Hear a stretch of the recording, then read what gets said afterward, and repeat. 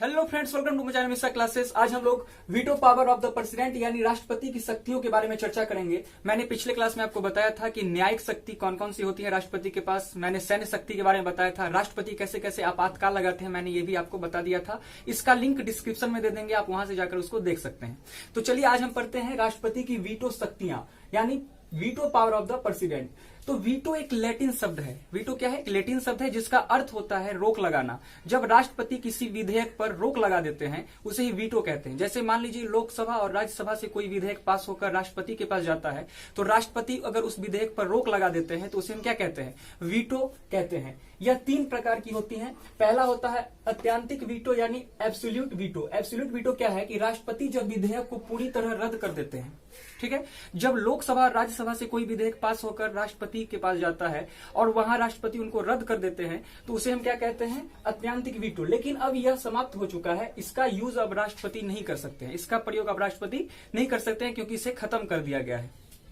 Next है निलंबनकारी veto यानी suspending veto. Suspending veto क्या है कि राष्ट्रपति जब पुनर्विचार के लिए लौटाते हैं तो उसे सस्पेंडिंग वीटो कहते हैं। जैसे कि अगर मान लीजिए कि कोई विधेयक बना, अगर उसको वो मान लीजिए लौटाए कि जाइए उस पर पुनर्विचार करके आए, तो लोकसभा राज्यसभा में फिर से वो भेजेंगे और जब लोकसभा राज्यसभा फिर उसको पारित करके वो भेज देंगे आगे राष्ट्रपति के पास, तो ये यहाँ पे कंडीशन ये हो जाता है कि इनको अब करना ही पड़ेगा। निलंबनकारी वीटो में अगर वो मान लीजिए कोई विधेयक आया, उसको वो अगर भेज देते हैं लोकसभा राज्यसभा, फिर उसको पास करके राष्ट्रपति के पास भेजते हैं, तो राष्ट्रपति मजबूर हो जाते हैं इन पे साइन करने के लिए।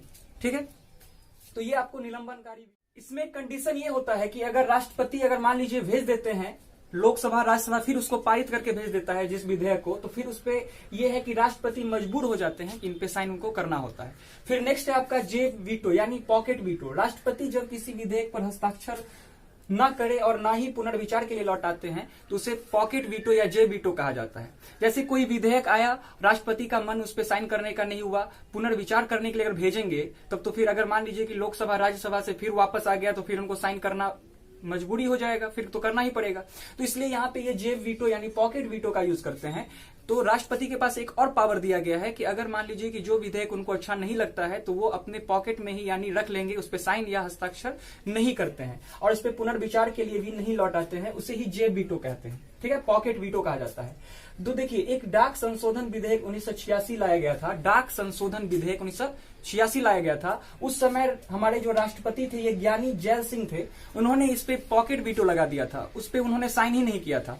तो याद रखिएगा, डाक संशोधन विधेयक 1986 जिस पर ज्ञानी जैल सिंह ने कोई रिस्पांस नहीं दिए थे, उन्होंने इस पे साइन ही नहीं किया था और पुनर्विचार के लिए भी नहीं लौटाया था, क्योंकि वो जानते थे कि पुनर्विचार के लिए अगर लौटाएं तो फिर वो अगर पास कर देंगे तो फिर मुझे मजबूरन करना ही पड़ता, इसलिए उन्होंने नहीं लौटाया।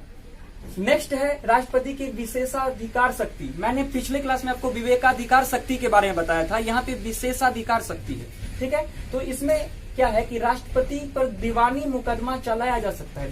दीवानी मुकदमा क्या होता है? किसी जमीनी विवाद, मान लीजिए कि राष्ट्रपति अगर आपकी जमीन को हड़प लेते हैं या कुछ भी जमीनी विवाद होता है तो इस पे राष्ट्रपति के द्वारा, अगर राष्ट्रपति किसी भी जमीन को बोलेंगे अपना मेरा है ये है, तो इस पे आप दीवानी मुकदमा लगा सकते हैं, चला सकते हैं, किंतु फौजदारी मुकदमा नहीं चलाया जा सकता है। राष्ट्रपति पर फौजदारी मुकदमा आप नहीं चला सकते हैं क्योंकि राष्ट्रपति, फौजदारी पहले क्या होता है समझते हैं। फौजदारी ये होता है कि अगर राष्ट्रपति किसी का खून भी कर दे, मर्डर भी कर दे, तो उस पर आप नहीं चला सकते हैं। उस पर फौजदारी वही होता है, खून कर दे तो उस पर आप नहीं कर सकते हैं फौजदारी मुकदमा, क्योंकि आपने पढ़ा था कि आर्टिकल 72 अनुच्छेद 72 के तहत ये अपनी सजा को माफ कर लेते हैं। तो मान लीजिए कि अगर वो किसी का मर्डर करते हैं, अगर उनपे आप जाकर के केस करते हैं, फौजदारी मुकदमा करते हैं, तो राष्ट्रपति के पास पावर है, उनको सजा दी जाएगी। चलिए आपको मान लीजिए 1 साल की सजा या जो भी सजा हो, अगर उनको दे दिया जाता है तो राष्ट्रपति तो अपने पोस्ट पे है, तो राष्ट्रपति जाएंगे और आर्टिकल 72 का प्रयोग करके लिख देंगे कि ले मैं अपनी पूरी सजा को माफ करता हूं।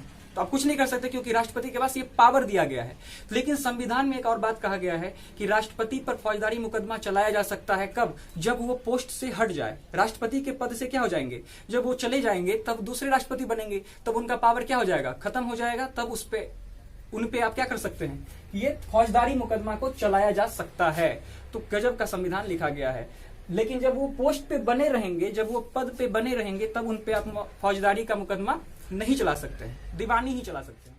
नेक्स्ट है कि राष्ट्रपति किसी भी केंद्रीय विश्वविद्यालय के महाकुलाधिपति यानी चांसलर होते हैं। ये किसी भी सेंट्रल विश्वविद्यालय जो होते हैं इनके ये चांसलर होते हैं। तो आई होप आपको ये सब समझ में आ गया होगा कि राष्ट्रपति के बारे में आपको समझ में आ गया होगा कि इनके पास कौन कौन से पावर होते हैं, वीटो पावर कितने होते हैं, न्यायिक शक्ति इनके पास कितनी होती है, मैंने सब आपको पढ़ा दिया है। तो आपको आई होप ये सब समझ में आ गया होगा। अब मिलेंगे हम नए क्लास में नए वीडियो के साथ। तब तक के लिए मिलते हैं एक छोटे से ब्रेक के बाद। तब तक के लिए good night, take care and bye. Thank you.